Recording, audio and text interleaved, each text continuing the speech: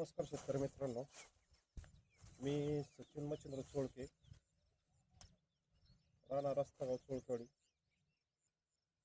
आज व्हिडिओ काढण्याचं कारण असं की मी 15 जानेवारी 2026 रोजी अक्षय हायटेक नर्सरी निफाड येथून सिंबा व्हरायटीचे रोपं घेतले होते.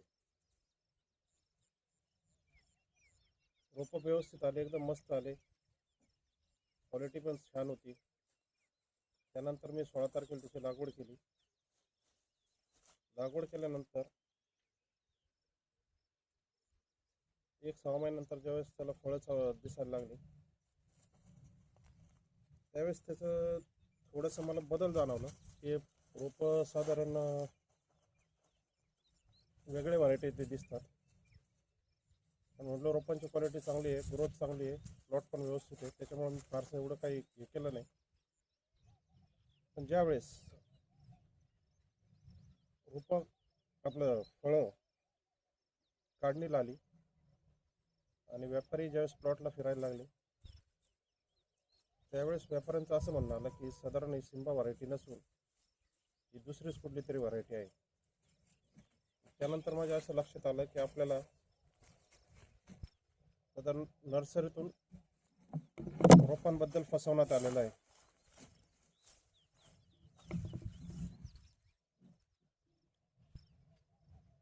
मग मी तात्काळ नर्सरीवाला संपर्क केला.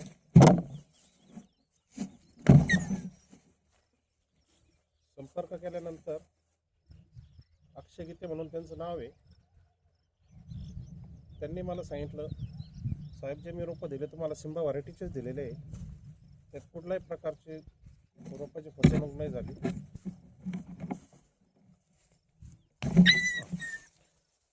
असं त्यांचं म्हणणं आलं. म्हणलं ठीक आहे चला. पण ज्यावेळेस मी 1-2 9-10 व्यापारी ज्यावेळेस प्लॉटमध्ये आणले, त्यावेळेस प्रत्येक व्यापाऱ्याचं हेच म्हणणं आलं ही सिंबा व्हरायटी नाही आहे. नर्सरीवाल्यांनी मला सिजंटा कंपनीच्या जे एम्प्लॉय त्यांचा नंबर दिला. त्यांच्या भागातले कोणतरी राहुल म्हणून आहे, त्यांना संपर्क केला. त्यांचं पण म्हणणं असं आलं का काही चेंजेस होतात, असं होतं, क्लायमेट चेंजेस होत्या. पण जानेवारी नंतर जर क्लायमेटमध्ये चेंजेस नाही झालं, थोडं ऊन वाढण्यात गेलं, थोडा गारवा होता, पण एवढा पण चेंजेस नाही होणार की जे माझे सिंबाचे जे रोपं येतात ते असे लांबकुळे येतात आणि लांब साईज होऊन त्यांचे असं गोल आकार वगैरे काय होत नाही. पण माझ्या प्लॉटची साईज पण 3, 3.5, 4, 5 किलोपर्यंत गेली. पण माझं जे फळ झालं ते पूर्ण अंड्याचं जे आकार होतं त्या पद्धतीत फळ झालं. त्यांनी उडाउडीचे उत्तर दिले, त्यांचा विषय सोडून दिला त्यांच्या भागातले. नंतर आपल्या भागातले स्वरा मॅडम म्हणून आहे सिजंटा कंपनीचे, त्यांना संपर्क केला. त्यांनी तर पहिले फोनच उचलले नाही. नंतर मी सिजंटा कंपनीची हेल्पलाईन आहे त्याच्यावरून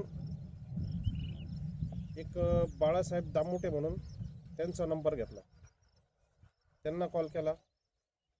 त्यांनी पण मला हेच, त्यांची जी बोलण्याची पद्धत जी आहे ती सेमच, असं होऊ शकत नाही, तसं नाही, किती वर्षापासून करता तुम्ही प्लॉट, काय करतात. चला ठीक आहे म्हटलं एखादा माणूस पाठवून द्या व्हिजिटला. तर ते माझ्याकडे तुमचा एरिया येत नाही, तुम्ही दुसऱ्यांना तुमच्या भागातले जे एम्प्लॉई त्यांना पाठवा, त्यांना संपर्क करा म्हणे. ठीक. नंतर मी फोन करून स्वरा मॅडमला फोन केला. त्यांनी तर फोनच उचलला नाही 15 दिवस. परत मी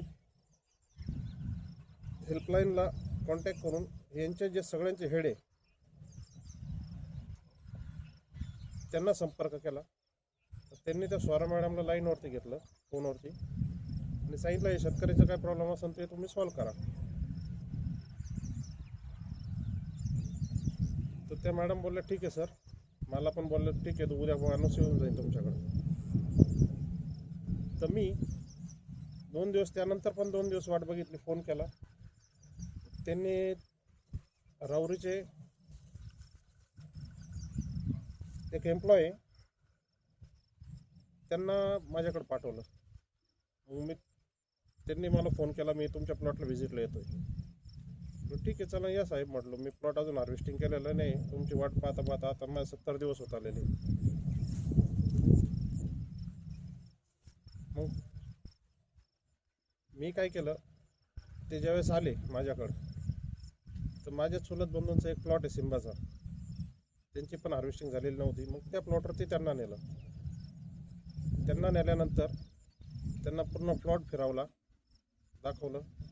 ते मला बोलले, सर हे तर सिंबाच व्हरायटी आहे म्हणे, याच्यात कुठं काय बदल आहे, फळाचा आकार सिंबा सारखाच आहे, म्हणजे गोल आहे, लांबकुळा आहे, ज्या पद्धतीत पाहिजे गोली आहे त्याला सगळं आहे. म्हटलं ठीक आहे साहेब, काय अडचण नाही, बरोबर आहे ना म्हटलं ही सिंबाच व्हरायटी. म्हटलं चला मग आता. मग त्यांना त्या प्लॉटवरून काढलं, कारण की मला हे माहितीच होतं हे काहीतरी कारणं सांगणार, त्याच्यामुळे मी त्यांना आधी सिंबाच्या प्लॉटवरती नेलं. मग माझ्या प्लॉटवरती आणलं. फक्त 2 किलोमीटरचं अंतर आहे. माझ्या प्लॉटवरती आल्यानंतर त्यांनी माझा प्लॉट बघितला. त्यांच्या हे लक्षात आलं की 100% फळांमध्ये बदल आहे त्या प्लॉटच्या आणि प्लॉटमध्ये. पण ते काय ऑन कॅमेरा बोलायला तयार नव्हतं, माझी शूटिंग चालू होती. ते म्हणे साहेब, थोडे कॅमेरा मला बंद करायला लावलं. मला साहेब म्हणे बदल जाणवतो म्हणे, पण मी काय ऑन कॅमेरा सांगू शकत नाही. तर ठीक आहे, मी तुमचं जे काही फोटो करते ना तिथले फोटो काढले, इथले फोटो काढले. म्हणे आमचे जे स्वरा मॅडम आहे त्यांना पाठवतो, ते तुम्हाला 2 दिवसात डिसिजन देतील. ठीक आहे म्हटलं. 2 दिवस थांबलो. 2 दिवस थांबल्यानंतर स्वरा मॅडमला परत फोन. मॅडम व्यस्त. मॅडम काय फोन उचलायला तयारच नाही. 8व्या दिवशी मॅडमने फोन उचलला. काहीतरी 7 का 8 दिवसानंतर मी काय, त्यांना वाटलं हे काय शेतकरी आहे, फॉलोअप काय घेणार नाही. पण मी त्याच्या शेतकऱ्यामधला, म्हणजे मी काय बॅक फॉलोअप घेतल्याशिवाय राहूच शकत नाही. मी एकदा जर एखाद्याच पिच्छा चालू केला तर तो सोडत नाही मी शेवटपर्यंत. तर मी स्वरा मॅडमला फोन केला. मॅडमचं फोन आला मला, म्हणे तुम्ही काय जे पुढं कृषी अधिकारी त्यांना दाखल अर्ज, काय तुम्हाला तक्रार दाखल करायची तिकडं करा, काय प्रॉब्लेम नाही, असं नाही तसं नाही. त्यांचं म्हणणं आलं, तुम्ही किती वर्षापासून प्लॉट करता काय. म्हटलं मॅडम माझे 5 वर्ष झाले, वेगळ्या प्रकारच्या व्हरायटी करतो मी. सिंबा व्हरायटी मी एकदा केलेली आहे, मला माहिती आहे याच्या फळातला आणि याच्या फळांमध्ये काय बदल आहे, माझ्या प्लॉटचे जे फळं आहे ते कसे आहे. आणि विशेष म्हणजे तुमची वाट पाहून पाहून जो प्लॉट माझा 9-10 रुपयाने गेला असता तर तुम्ही 5 रुपयाने दिला. म्हणजे माझं प्रत्येक 30 टन माल निघाला, तर 30 टनामागं माझं कमीत कमी 5 रुपये नुकसान झालं. 4 ते 5 रुपये नुकसान झालं. मला 5 रुपयाने द्यावा लागला तो प्लॉट. तर मग टेन्शन माझे थोडं चालू होतं. म्हणलं मॅडम तुम्ही शेतकऱ्याला एवढं हे करू नका, कारण की जे प्लॉट आहे तुमचा, तुम्हाला फळ समजतं का नाही, कसं आलं पाहिजे काय. म्हणलं मॅडम शेतकरी जो पिकवतो त्याला चांगलं ज्ञान राहतं, कारण तो लहान पोरावानी त्याला जपतो. त्यांना एक प्रश्न विचारला, म्हणलं मॅडम थोडं राग नका येऊन देऊ. जो बाप राहतो म्हटलो त्याला त्याचा मुलगा कसा आहे तो त्याच्या तोंडावरून ओळखता येतो.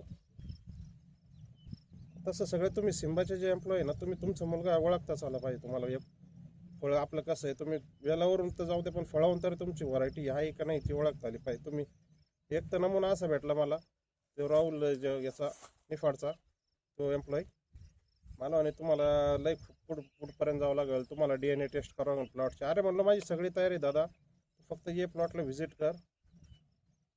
मी नंतर त्यांच्याशी माझं झालं म्हणे येते म्हणे. मग मी त्यानंतर काय केलं, 6 तारखेला जे आपल्या राहता तालुका कृषी अधिकारी 6च्या आधी 3 तारखेला मी कृषी मंत्र्यांना मेल केला. अहमदनगर आपले जे कृषी अधिकारी आहे त्यांना मेल केलेले, कृषी मंत्र्यांना मेल केलेला आहे, पर दिल्लीच्या मंत्र्यांना मेल केलेला आहे कृषी मंत्र्यांना. त्याच्यावरती तिकडून काय रिप्लाय आलेला नाही.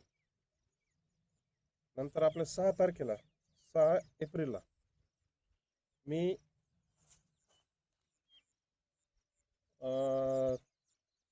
तालुका कृषी अधिकाऱ्यांना बिलं आणि माझा अर्ज हा तिथं ऑफिसला जाऊन दिलाय. आज आहे 20 तारीख, 20 एप्रिल. आज 16 दिवस झाले. माझा प्लॉट पूर्ण मोकळा आहे. मी प्लॉट त्याच्यामुळं का अजून मोकळा नाही केलेला, हे असेच बेलं ठेवलेले. अजून त्यांचंही कोणी फिरकायला तयार नाही. कृषी अधिकाऱ्यांचं. शेतकऱ्यांनी दाद मागायचे कोणाकडे? जर एवढे निर्लज्जपणाने जर एखादा शेतकरी कळतळतोय याची फसवणूक झाली तर हा प्रश्न मांडायचा कुठं? मी आपले जे कृषी मंत्री त्यांना व्हॉट्सअपवरती सुद्धा माझा मेसेज टाकलाय माझ्या अशा प्रकारचे. आणि विशेष म्हणजे एक असं मला लक्षात आलं, ज्यावेळेस सिम्बाच्या कंपनीचे सिजंटा कंपनीच्या लोकांना ज्यावेळेस एम्प्लॉईजला कॉल करत होतो, आपल्याला जेवढे व्यापारी माहिती नाही तेवढे त्यांना व्यापारी माहिती. तर ते माझ्यापेक्षा व्यापाऱ्यांचे नाव ज्यादा सांगायचे, कोणता व्यापारी आला होता तुमच्याकडे, काय काय नाही. नंतर मी चॅनलवरती द्यायचं ठरवलं. म्हणलं चला एखाद्या चॅनलवाल्याला बोलू.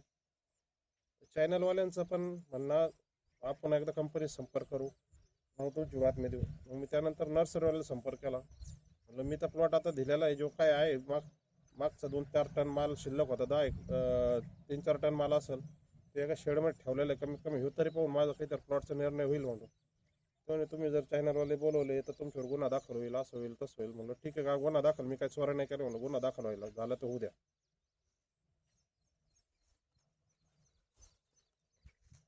तर याच्यावरती पर्याय काय करायचं? आता आज 20 तारीख आहे आणि आज सकाळी सकाळी व्हिडिओ काढण्याचं म्हणजे मी प्लॉटमध्ये व्हिडिओ काढण्याचं कारण मला व्हिडिओ काढायचाच नव्हता. पण याच्यावरती काही पर्याय काढता येईल का? आणि मीडियामध्ये अशी ताकद आहे. आता माझ्यासारखे भरपूर शेतकरी ते आपलं रोपांमध्ये फसले असेल, पण बरेचसे शेतकरी काय करतात, नको कुठं लफडे करतात, कुठं बसता इकडं अर्ज कर तिकडं अर्ज कर म्हणून थोडी शांतता घेतात.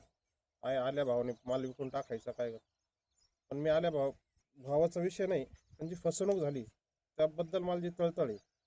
आणि नर्सरीवाला तर बोलून द्यायलाच तयार. नर्सरीवाला म्हणतो मी सिम्बाचे स्वरूप दिलेले. तर त्यांनी काय केलं त्याचे त्याला माहिती आहे, तो ठाम आहे त्या गोष्टीवरती, मी सिम्बाचे. पण नंतर एक अशी चौकशी केली तर निफाड झालं, नाशिक झालं, ज्या भागात आले, ज्या भागातले जेवढे रोप आलेले ते रोपांमध्ये सगळ्या प्लॉटच्या याच्यामध्ये बदल आलेला आहे.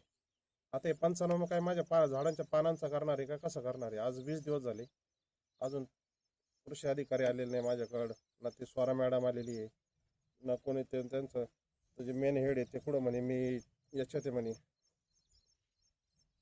जपानमध्ये आहे, जपानमधून आल्यानंतर तुम्हाला कॉल करते, त्यांचा परत कॉल आलेला नाही. अशा प्रकारे जी माझी रोपांमध्ये आणि या व्हरायटीमध्ये फसवणूक झालेली आहे त्याबद्दल मला न्याय मिळावा अशी मी अपेक्षा करतो. धन्यवाद.